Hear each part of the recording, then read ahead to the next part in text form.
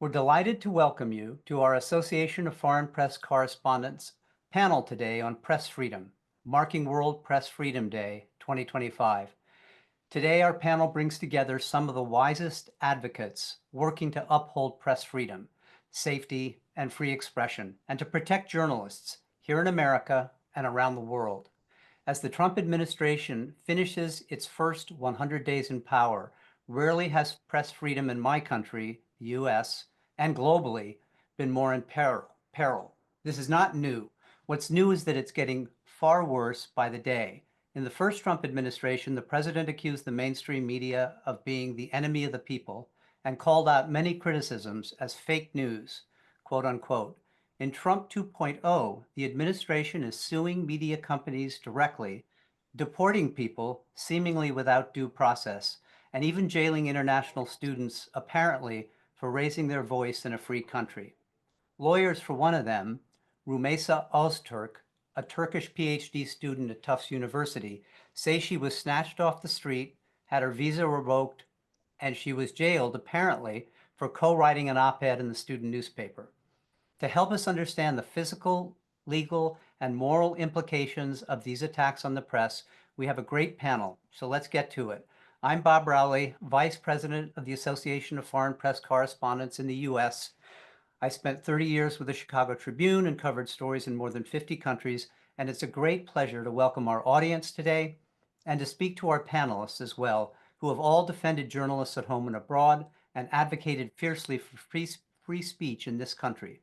So welcome to the Foreign Press panel on press freedom. Let's get to it and introduce our panelists. Katherine Jacobsen is the U.S., Canada, and Caribbean Program Coordinator for the Committee to Protect Journalists, based in New York. Before joining CPJ as news editor in 2017, Jacobsen worked for the Associated Press in Moscow and as a freelancer in Ukraine, where her writing appeared in outlets including Business Week, U.S. News and World Report, Foreign Policy, and Al Jazeera. Clayton Weimers is the executive director of the Washington-based U.S. Office of Reporters Without Borders. He previously served as the RSF's Deputy Director for Advocacy and engaged with stakeholders in Congress, the U.S. government, and the NGO community, as well as the media, to advance RSF's global and American campaign priorities. And he graciously joined me last year at the Medill School of Journalism for a panel on the growing global threats to journalists. Seth Stern is Director of Advocacy at Freedom of the Press Foundation. He oversees FPF's efforts to promote policies that protect press freedom and stand up for journalists and whistleblowers who have been denied their rights. Prior to joining FPF, Seth practiced media and First Amendment law in Chicago for over a decade. Before that, he worked as a reporter and editor in the Chicago and Atlanta areas. So welcome, all three of you. Thank you for being here. I want to start with Katherine, because the Committee to Protect Journalists did something very unusual this year. Katherine, can you talk about the CPJ Travel Advisory, which I think is the first time you've done something like that?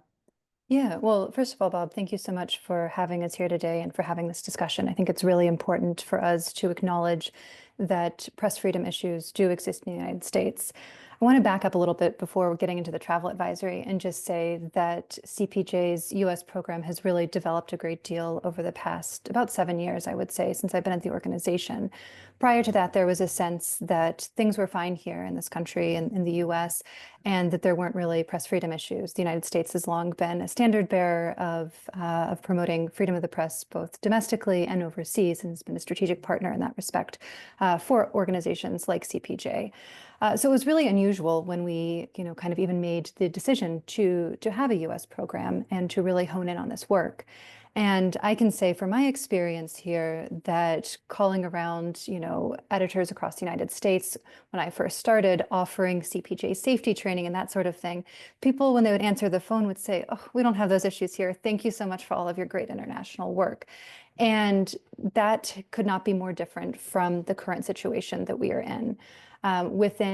From the time of the elections on November 8th to present, I believe we've trained over 500 journalists in different safety training modules, and that's in a very concentrated period of time, right? There's been a massive uptick in need to to both address physical safety issues that journalists feel that they might be facing in the second Trump administration, as well as digital safety threats that ranges from online harassment to what you were mentioning about crossing the border and concerns about whether or not electronic devices and electronic communications could be accessed for journalists while they're crossing the border.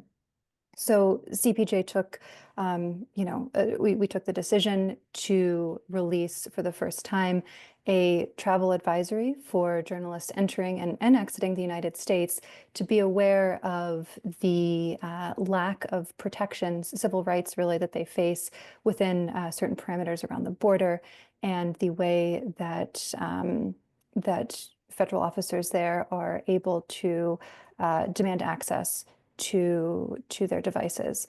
And I think it's really important that journalists have an understanding of when they're entering or exiting the country, that they do, that there are certain measures that can be taken to better protect their sources, so that if their devices are requested, first of all, they don't have to open them with a passcode. But second of all, if it comes to that and they, are compelled to in some way, shape, or form, that they've thought ahead of time about the information that is on their, laptops or cell phones or other devices. So thanks. That's very good advice. I remember going into Iraq when I was living in Jerusalem and Cairo, and being very careful about what I took in with me because I could get in real trouble. But I never imagined that could happen here. And this is something that's, it feels unprecedented to me. And you even in your advice for travel safety advisory warnings, that people should almost bring a different phone, not their personal phone, not their business phone, because of the threats you just outlined, that as border agents, customs agents in the US could ask them to look at their sources, to look at what's on their phones, which could be damaging and detrimental to their sources. Right. And I will say also that this is an issue that we've been tracking for quite a while. In 2018, I believe we had a report that came out about the stop of journalists by Border Patrol agents, right? And right after that, of course, there was COVID. And so there was a decline in travel and thus a decline in that issue. But, given the current political environment, we feel it's prudent to remind journalists that this has happened before, and it's very, very possible that it could happen again. It's very sobering. Has it changed the focus of CPJ and the things that you do, Katherine? It sounds like it has. It sounds like some of the work is evolving much more. The work is definitely evolving. I will say it's just the pace of the work also. And I think Clayton and Seth can also speak to this a great deal with their organizations, right? It's like drinking from a fire hose. I can't tell you how many times I've heard that expression in the past 100 days or so.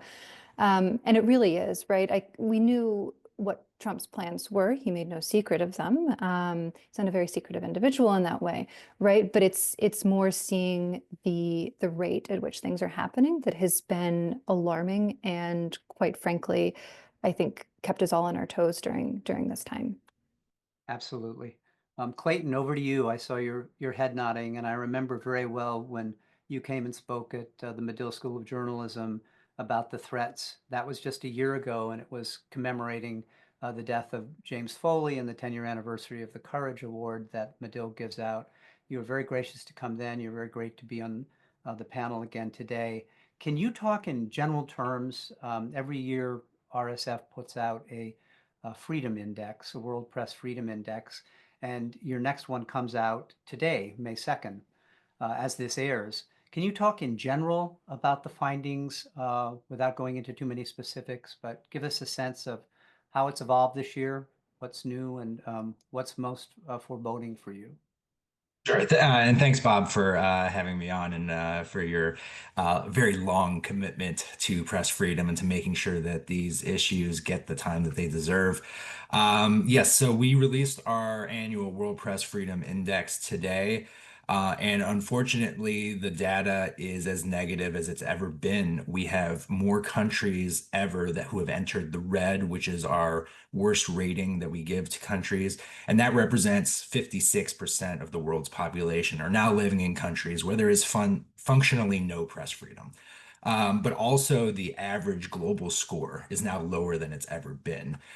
We've seen the majority of countries have their scores decline in 2025.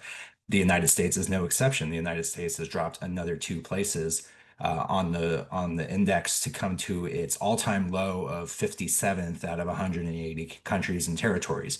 When we started doing this in 2002, the United States was at 17th.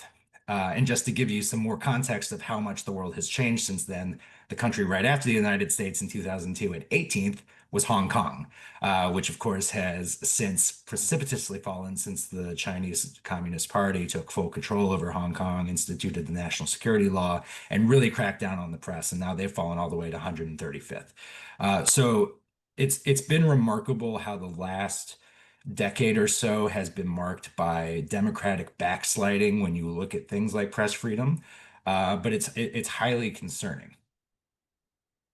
Absolutely. And same question to you, Clayton. Has it changed your work, the work you do? RSF, like CPJ, is known the world over for looking after, keeping track of, reporting threats to journalists and helping them. Again, but there's this sense that we've moved into an era where threats are coming home to America, which used to be kind of a beacon for, or a model for press freedom, if you will. Has it changed how RSF is doing its work here and around the world? Well, I completely agree with Catherine that it has really accelerated the pace of our work. We're busier than we've ever been. But it's also the nature of our work is evolving as well. So just to give one example, RSF is currently suing the US government to save Voice of America, which is a publicly funded media outlet that broadcasts outside of the United States to an audience of over 400 million people weekly, primarily to an audience living under authoritarianism that doesn't have good access to other reliable sources of journalistic information.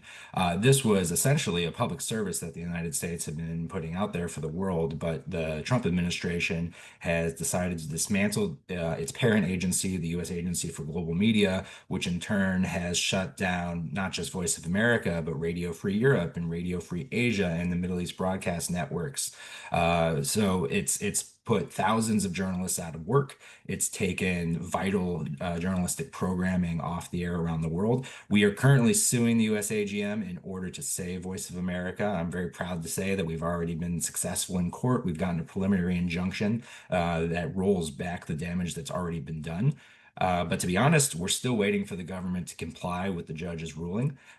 We don't necessarily anticipate that they will, so we know this fight is going on, but it's a fight that we intend to win. It's a fight that we are currently winning. And so, that gives me a lot of motivation going forward. But yeah, that's just one of the ways that our work has changed in ways that a few years ago we didn't really envision.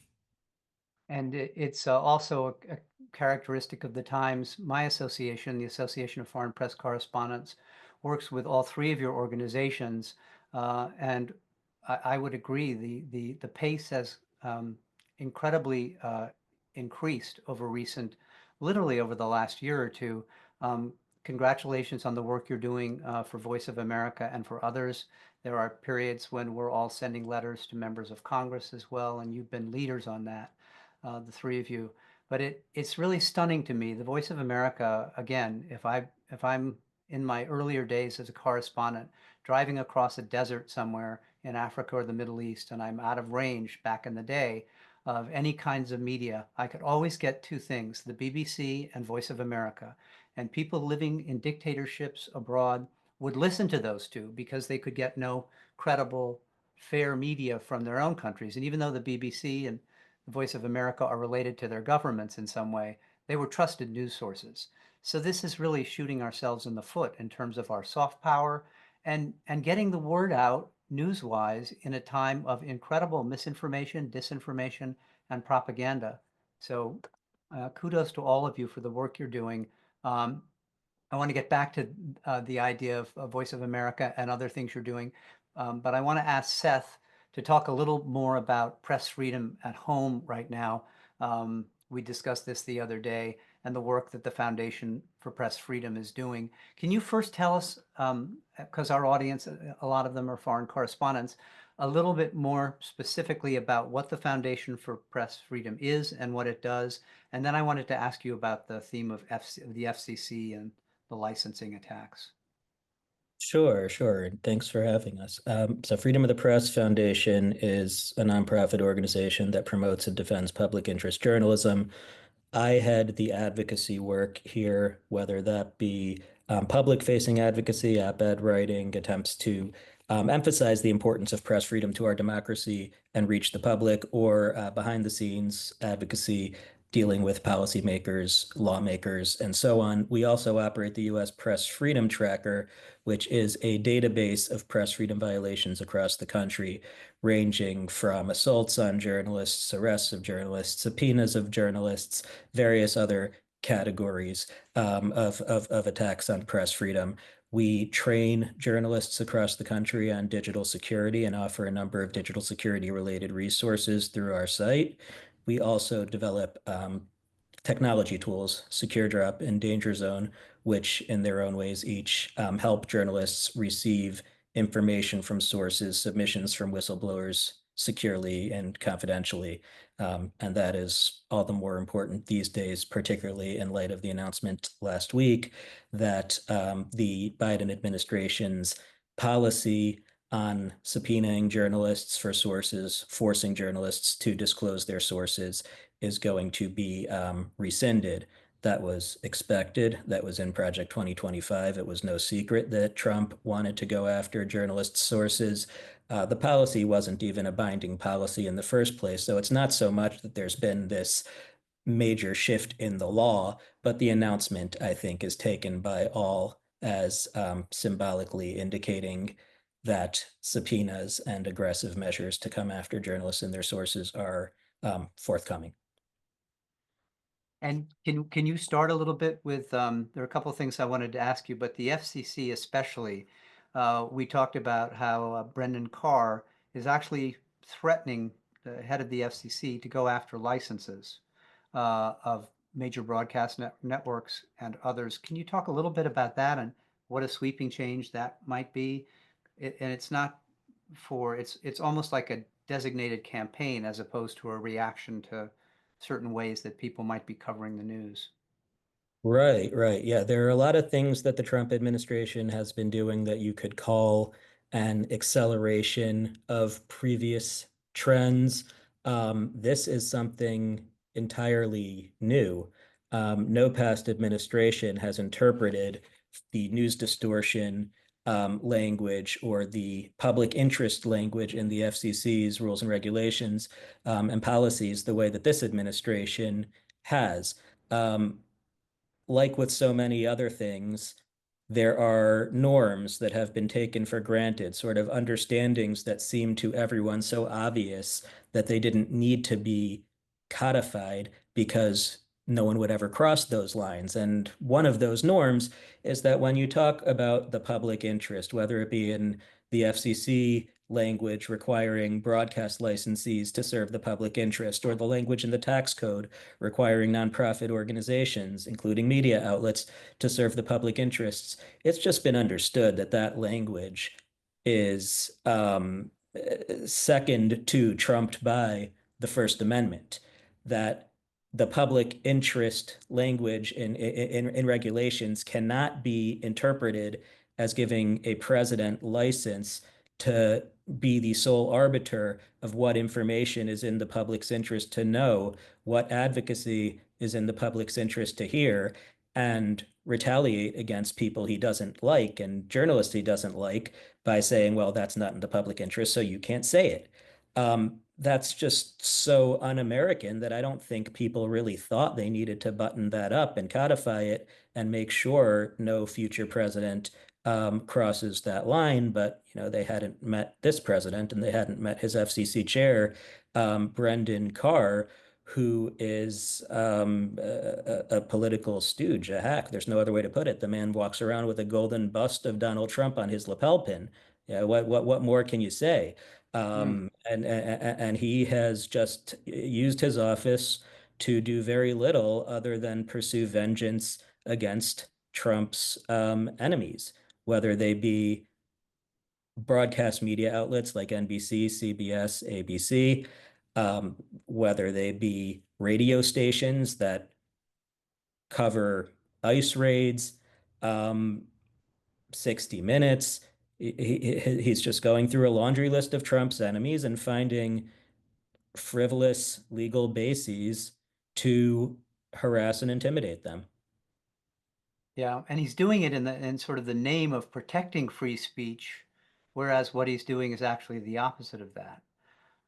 He's parroting the view that conservatives have that the major networks are all extreme liberal in their bias and intolerant towards opposing points of view, and yet it seems like the way he's cracking down or threatening to crack down is having just the opposite effect. It will squelch free speech in many ways, in my view.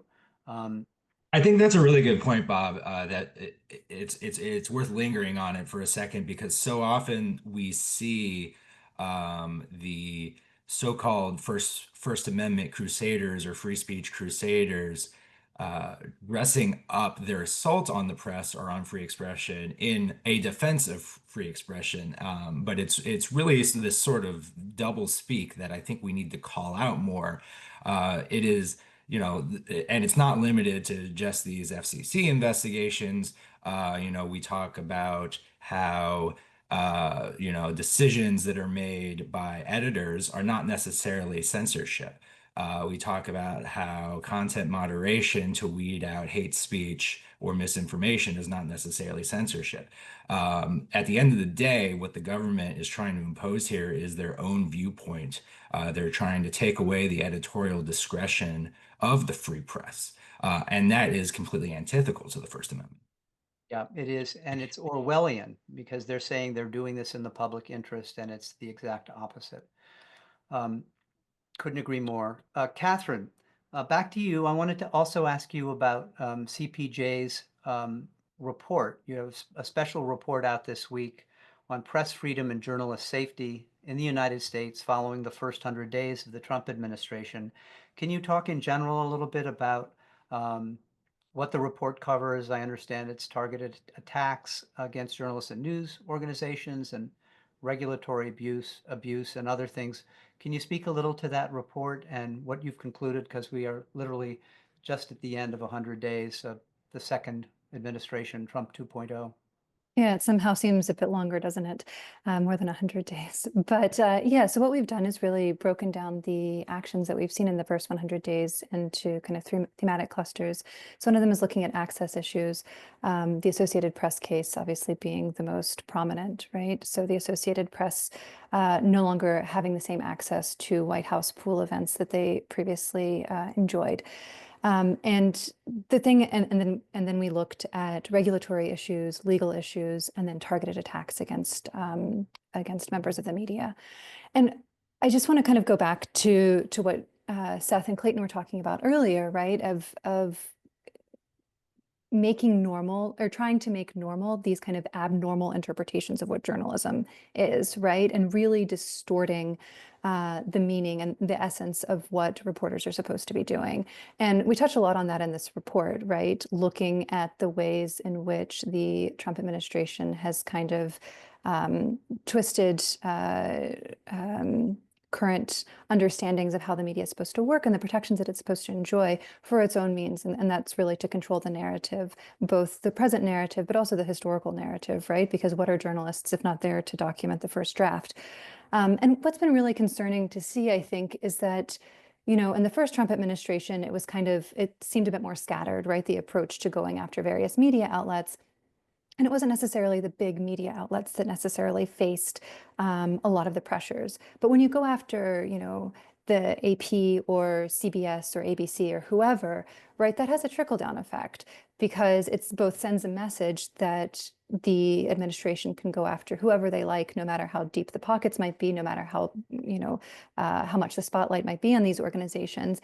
And also, in the case of the AP, it has thousands of subscribers globally, right? 4 billion eyes, I think, a day view, or pairs of eyes, I should say, look at AP copy globally. So when we think about the impact that has both on the AP's global audience, but also on the local audience when so many newspapers rely on, and other outlets rely on AP copy to really backstop their coverage of both national and global affairs, that the impact is very difficult to measure, to quantify.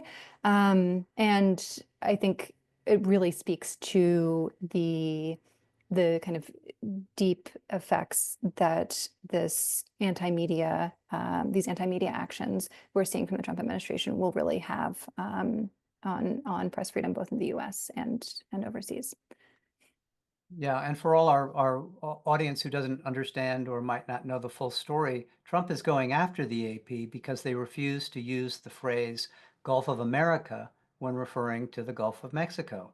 That seems to be the main reason that he's gone after them, and which seems pretty ridiculous. I mean, the English call it the English Channel, the French call it La Manche, and it's within a country's purview maybe to decide what to call it, but it's also because of the point you just made, Katherine, 4 billion pairs of eyes.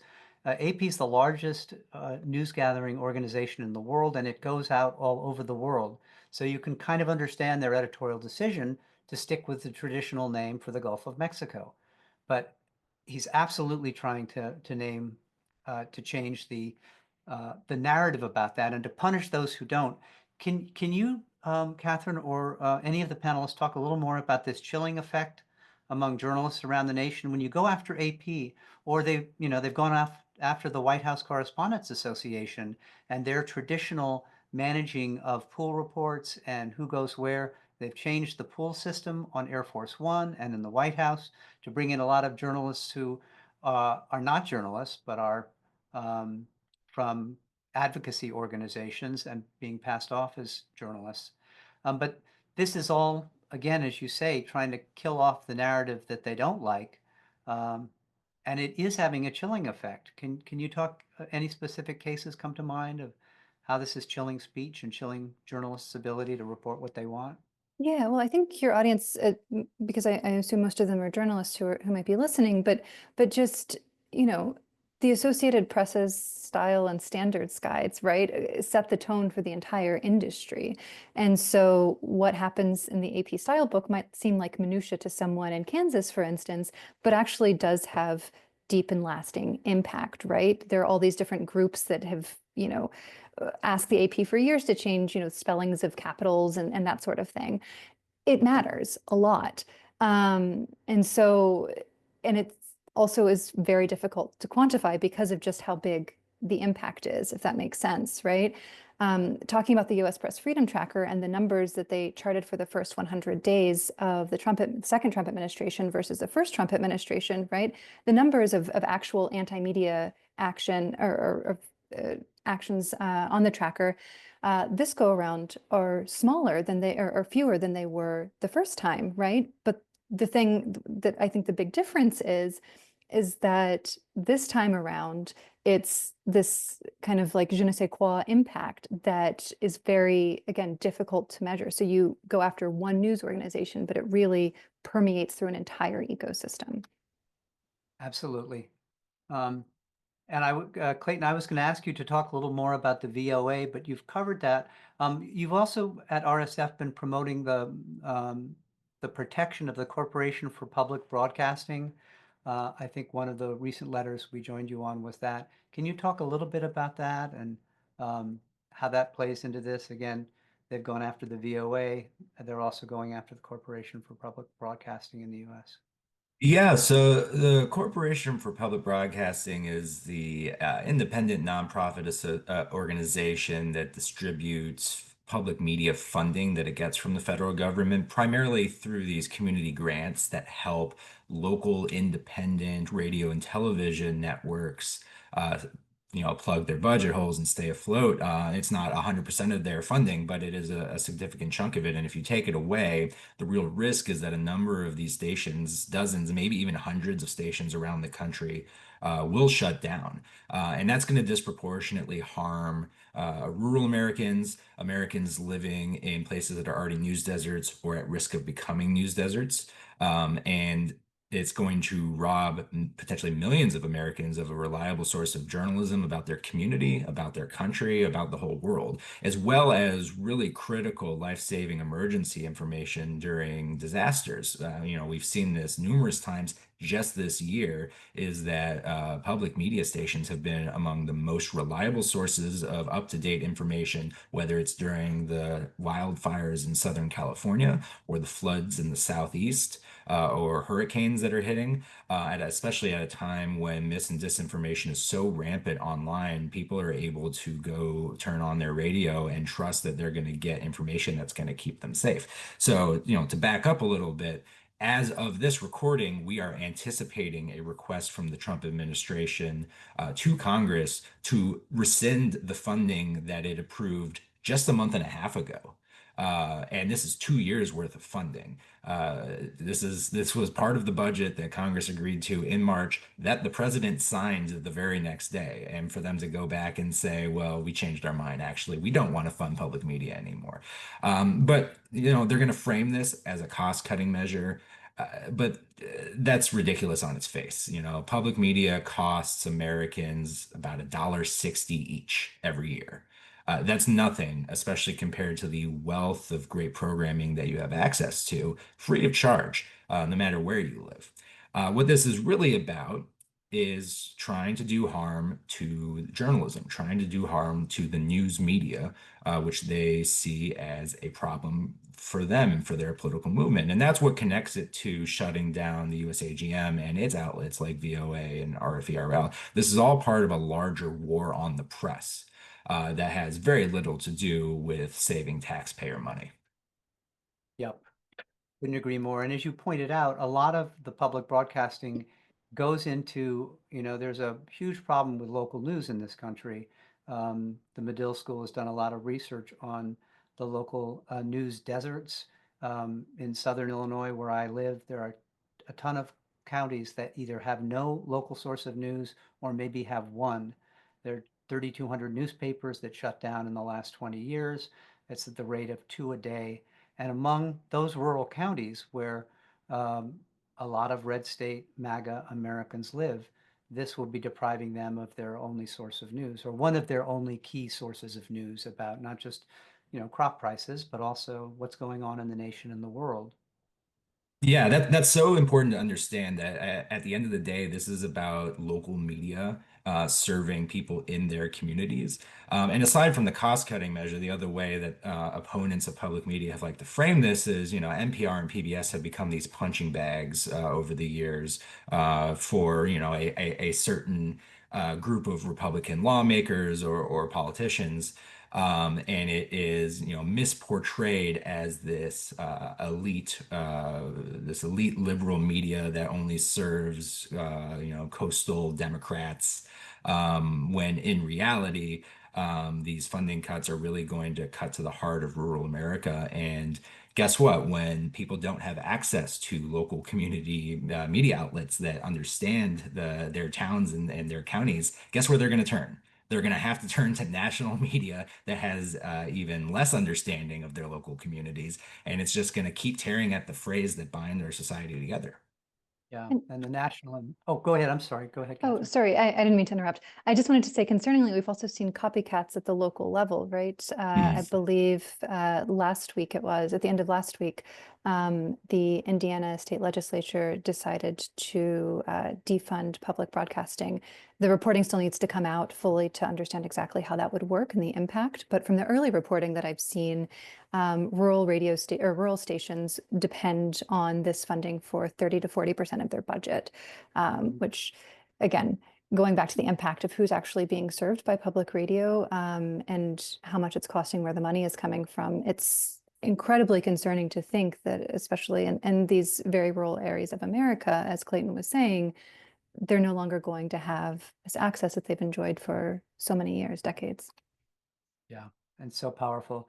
Seth, moving a little bit beyond media, where most of the focus has been and is in this panel on press freedom, there are also these initial attacks on nonprofits and the law firms. You, as a lawyer following First Amendment issues, there's a whole other layer of things here in society that are also under attack that, ultimately, come back. We're all nonprofits on this call, and it ultimately could come back to haunt those organizations that are helping keep an eye on the threats to press freedom. Can you talk a little bit about the Trump administration's initial attacks or threats against nonprofits and law firms, even the museums, the Smithsonian Museum?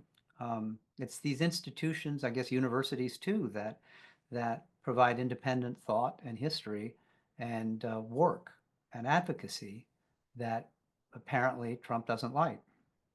Yeah, I would add the Pulitzer board to that list, because what you're seeing is a pattern of targeting organizations that might interfere with Trump's ability to set the narrative, to be the sole arbiter of what can be discussed and what is true. He wants alternative facts to become the only facts, and all the institutions you're naming make that more difficult for him.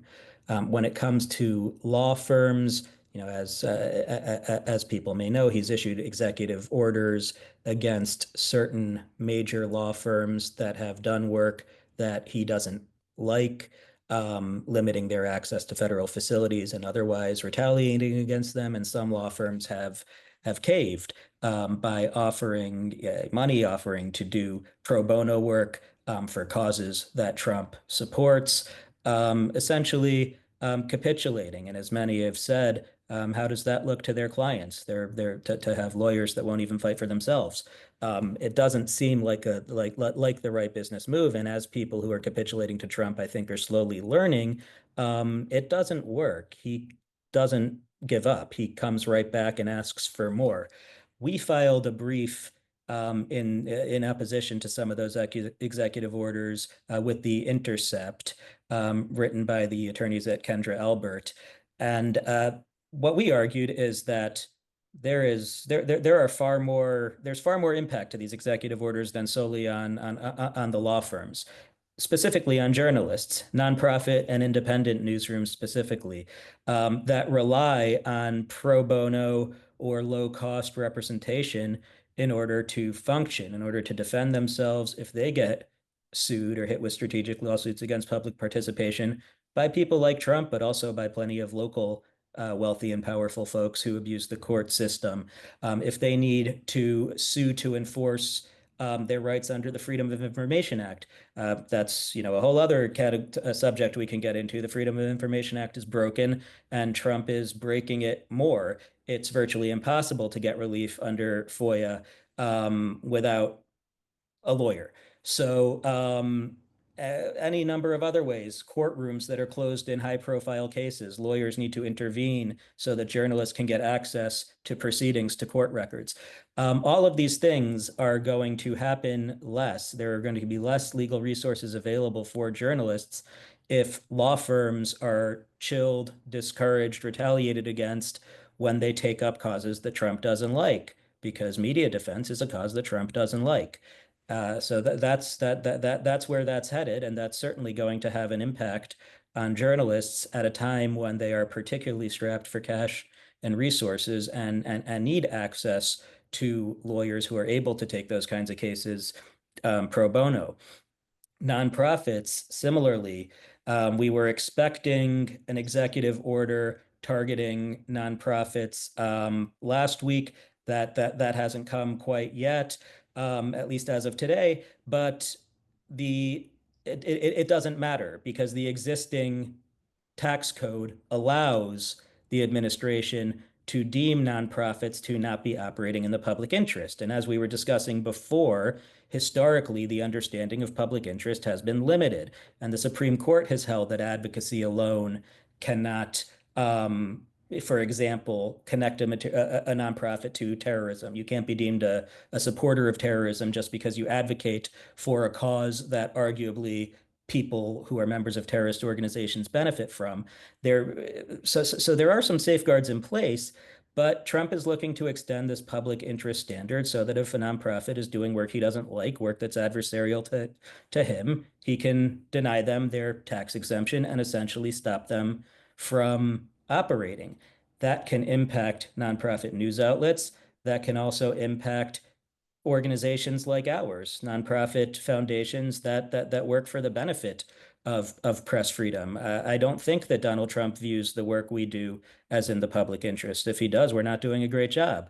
So I don't doubt that he wouldn't hesitate to come after organizations like ours if he is allowed to extend his power to retaliate against nonprofits. And, even before Trump, this was a line of attack that had been floated around in certain segments of the Republican Party.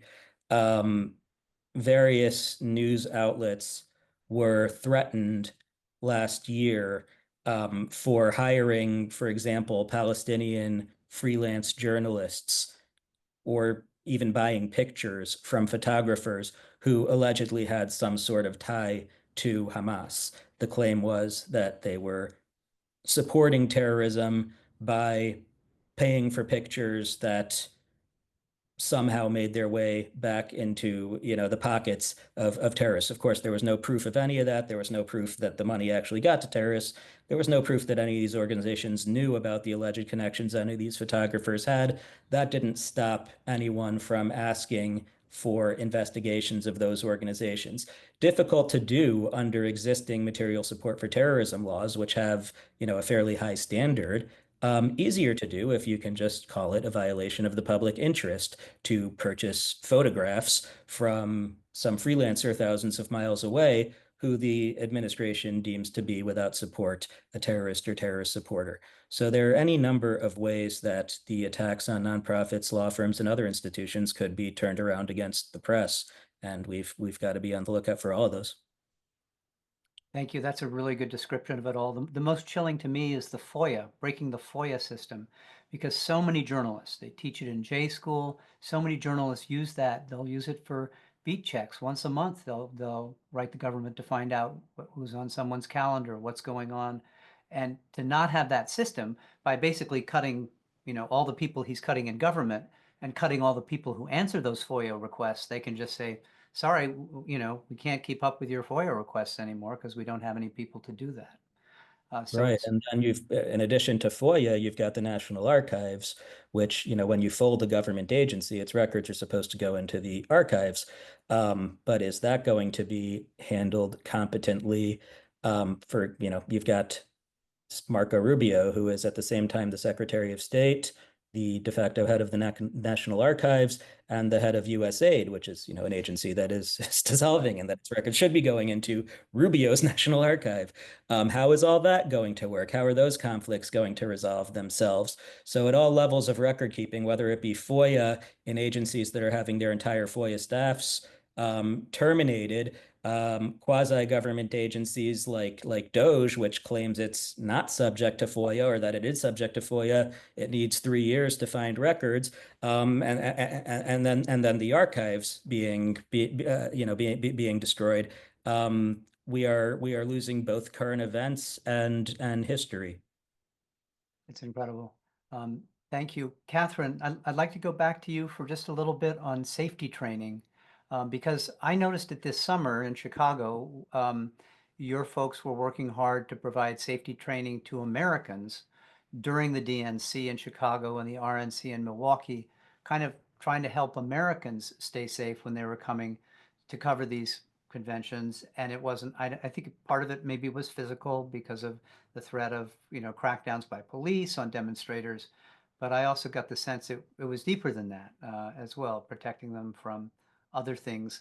Can you talk just a little bit about your safety training here in America, not just people coming in across the border, but how you're trying to keep people safer in America, physically and morally and otherwise? Yeah, thanks so much for that question. So we've been working with partner organizations, including Freedom of the Press Foundation, to provide safety training to journalists in the United States.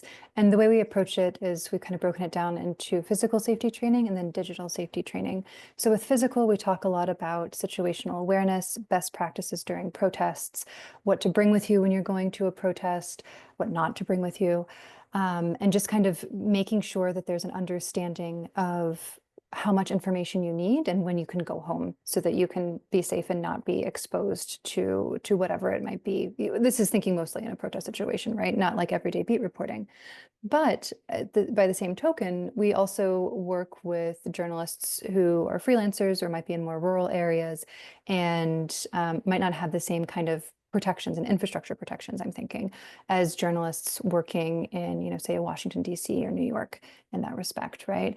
And so again, our safety trainings are tailored to the individuals who we're working with in that particular time. So the digital safety training focuses on kind of preventative measures that you can take against online harassment. So my top recommendation, or our top recommendation, is usually looking at a service like Delete Me.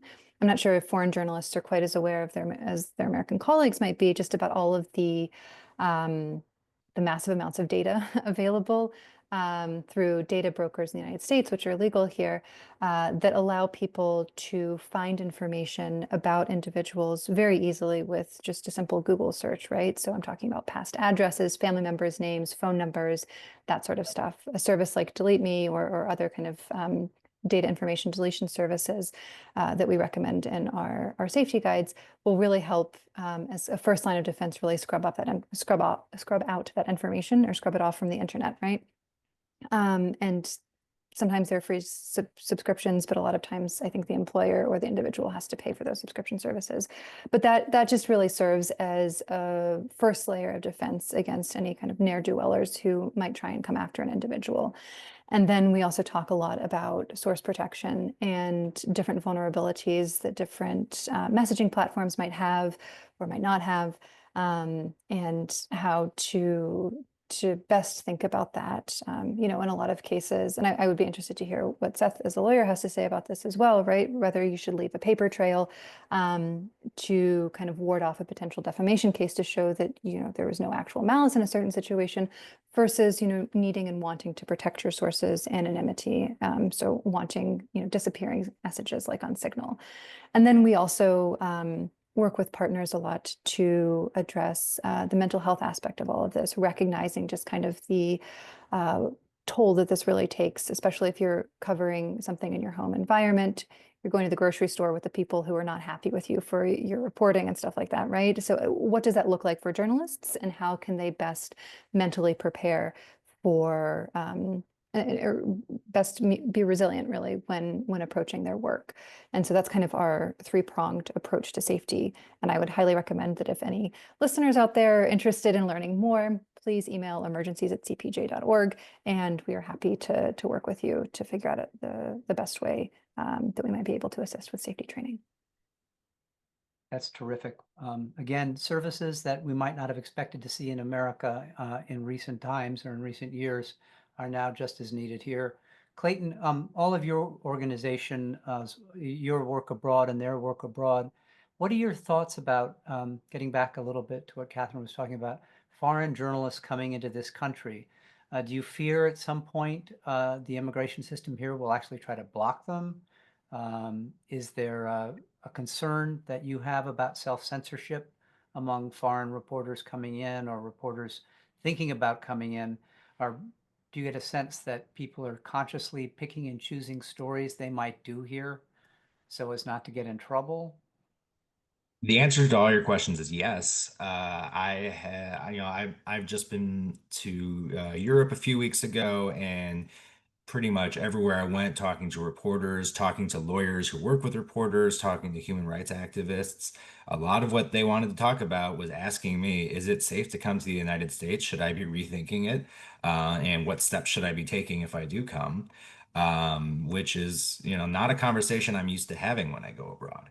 Um, you know, as last week we had all the White House Correspondents Center festivities, and one of the recurring themes in the conversations I kept having with folks I was talking to there was, what steps do I need to start taking when I'm traveling for work?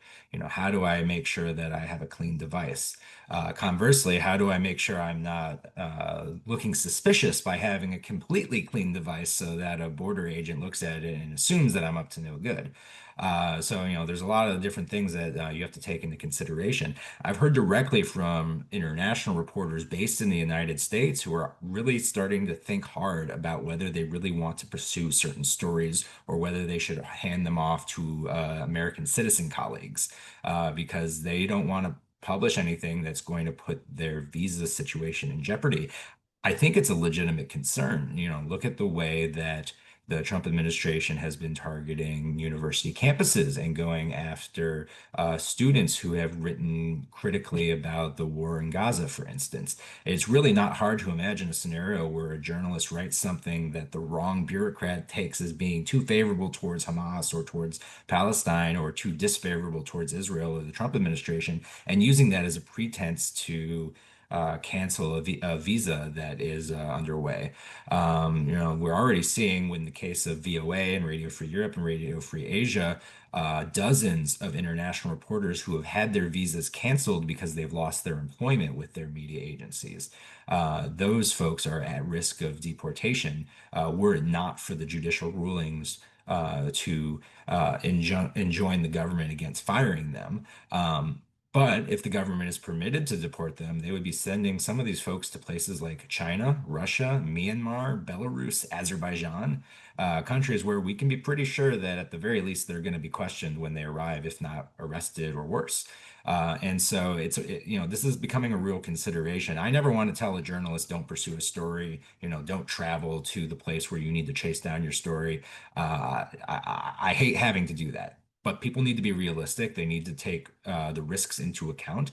They need to be especially careful, as even traveling to the United States these days in ways that they never were before. And hopefully, they have the resources of a media organization that fully supports them, behind them, to back them up, and to give them the training and the tools they need to keep themselves safe. Even absent that, our respective organizations all have resources on that. And they're not on this particular panel, but I do want to give a shout out to the Reporters Committee for Freedom of the Press, who have a legal hotline that reporters can call. You can just Google Reporters Committee for Freedom of the Press hotline, and they can give you rapid legal advice if you find yourself in a situation. And that might become very important for journalists who are detained at the border, perhaps, and not permitted to enter the United States. There's a lot of discretion that the Border Patrol has on who to let in and out of the country, just as there's a lot of discretion the government has on what to do about the visas of people who are legally in this country. I mean, is it safe to come here? Going abroad to your nice trip to Paris or London, any American wouldn't believe that they're being asked that question, but they are. It is a reality right now. Seth, could I ask you to take a very complicated legal issue and explain it in a few words? The famous Supreme Court case on Times versus Sullivan, which is Katherine mentioned malice, and I think that's one of the key parts of this. To really prosecute a journalist, you have to prove some kind of malice. But there is a movement among conservatives, and I think within the Trump administration, to try and push a case up to the Supreme Court again that would water down or overturn that decision. Can you explain just a little bit about that decision and what you see the battle joining is? Sure. So the Sullivan case established a rule that in order to prevail in a defamation lawsuit against a public official, the public official suing would need to prove that the journalist acted with actual malice. And that means knowledge that what they published was false or reckless disregard for the truth. It's a hard standard to satisfy, and it's hard to satisfy by design because there's a recognition that we need a robust discussion of public affairs and that hyperbole and occasional error are inevitable. And if you create a legal landscape where journalists have to walk on eggshells because any minor error they make subjects them to liability, that is going to chill a lot of true and important speech because journalists will self-censor and be overly cautious. That's the law as it has been for decades since the Sullivan case, and the initial public officials scope of Sullivan has been extended to public figures. So even if you're not a government employee or a politician, if you're a person whose life is of legitimate interest to the public, an extremely wealthy or powerful person, a celebrity, so on, the same standard applies. That is something that some on the right don't like because it makes it more difficult for politicians and powerful people to sue their critics and silence them with defamation claims. There have been attacks on Sullivan for some time. Right now on the Supreme Court, we know that Justice Thomas it would likely favor chipping away at, if not albeit outright overturning Sullivan. Justice Alito likely would. It's possible that there's another vote. It does not appear at this time that a majority of the Supreme Court is in favor of overturning Sullivan. There have been petitions seeking to do just that have been rejected very recently. There have also been attacks on Sullivan in the states, in Florida specifically, where Governor DeSantis has supported legislation, I think 3 sessions in a row, that would weaken those standards established by Sullivan, at least in Florida courts. It would be unconstitutional. You can't legislate away a Supreme Court opinion at the state level. But that being said, the point of that was, one, to create law for a short term, and two, to work its way up to the Supreme Court. But in Florida, conservatives figured it out. Conservatives figured out that Sullivan protects them just as much as it protects the people they call the liberal media. And they fought back, and those bills didn't go anywhere. Hopefully the same thing will happen on the federal level. I think in the early days of the Trump administration, arguing that, one day the shoe will be on the other foot, that didn't really resonate because people were sort of thinking the party is going to go on forever, it was honeymoon phase. I don't know that that's going to be the case for long. Eventually, folks are going to start realizing that whatever powers and whatever abuses they allow for themselves will one day be used against them. It's really chilling. I could talk to you three for quite a while, but we have just a few minutes left. Are there any final points you would like to make in this moment of great peril for journalists? And also thinking about international journalists working here or trying to come here to work. I'll just go around quickly the horn, just short summary, final thoughts. Katherine, from you. Thanks so much for this conversation. Yeah, I think the first point is just we should never normalize the abnormal, and to make sure that we continue to report critically and speak critically about what's happening, because it's so important for the historical record. And my second point that I will make before handing it over to someone else is that, the worst case scenario is probably not going to happen to you, but it could, and you should be prepared and use all the tools and resources available to you, including CPJ, including Freedom of the Press Foundation, RSF, others, to make sure that you're in a good position if something were to happen. Thanks. Very good advice. And I will share the emergencies email in the story or the caption that will accompany this panel when we post it. Thank you. Clayton, you next. Sure. Oh, I'll just add on to that. I was a little bit doom and gloom when I was talking about foreign reporters coming to the United States, but I hope they continue to come to the United States and continue to do excellent reporting that helps the rest of the world understand what's happening in this country, as well as help us understand from a foreign perspective, which is incredibly useful. And do know that, if that worst case scenario that Katherine was talking about happens, we will have your back. You won't be in this fight alone. There's a robust community defending press freedom in this country, even in the face of the adversity that we're facing right now. The history of the United States for the past 100 years has largely been one of expansion of press rights, expansion of the right to information, ever since going back to really World War I.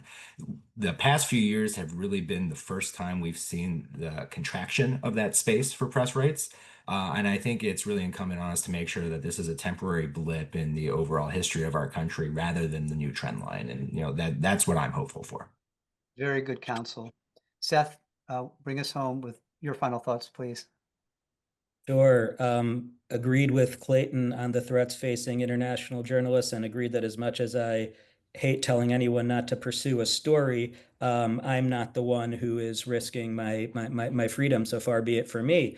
But that's a reason why US-based journalists, why citizen journalists need to step up and need to pick up the slack and report the stories that their colleagues perhaps can't, and specifically write about press freedom. The days when reporting about press freedom was seen as navel gazing, as this insider thing, as making yourself the story, that needs to go. You're not making yourself the story. The Trump administration is making you the story, and you're cheating your audience if you don't report that story.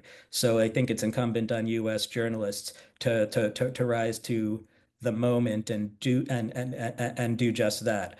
And I think we also need to start planning for hopefully a time when a more pro-press administration is in power. We need to remember that these problems, although Trump has exaggerated them and accelerated them, they didn't start with Trump. A lot of the legal theories that Trump is likely to use or is already using to pursue his adversaries were either created by past administrations, including Democratic administrations, or opportunities to close those doors were passed over by those administrations. Throughout last year, Trump, for most of the year, was ahead in the polls. Everyone knew there was a pretty decent chance that this guy would be back in office, and everyone knew exactly what he planned to do. But opportunity after opportunity to rein him in were passed up, and that we can't make that mistake again. I couldn't agree more with that last point. I want to thank all three of you for the work you do, for the dedication your organizations provide. The press is not the enemy of the people. I have spent a lot of time abroad reporting stories, and I've had friends die trying to bring the truth home to the American public. And it's one of the most noble professions I can think of. And the work that you do to help foreign reporters here and American reporters here is absolutely essential, and it's very much appreciated. Thank you for taking the time to talk, and good luck with this work as you go forward. Thanks so much Take for the care. conversation. Thanks for having us. Thank you all.